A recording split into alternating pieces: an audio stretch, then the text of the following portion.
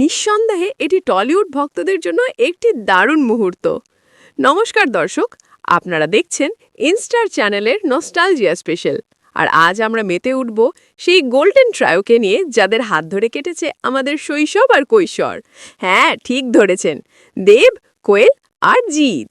এই ছবিগুলো প্রমাণ করে কেন এই তিন তারকা আজও আমাদের কাছে এত স্পেশাল। একদিকে যেমন দুই পৃথিবী বা পাগলু এর সেট থেকে দেব আর কোয়েলের অনস্ক্রিন রসায়ন, অন্যদিকে জিতের সঙ্গে কোয়েলের আইকনিক জুটির মিষ্টি স্মৃতি। কিন্তু সবচেয়ে বড় চমক সাম্প্রতিক ইভেন্টের ছবিগুলো। কোয়েল তার হলুদ শাড়ির আভিজাত্যে দেব আর জিতের সঙ্গে একসঙ্গে এক ফ্রেমে ধরা দিয়েছেন।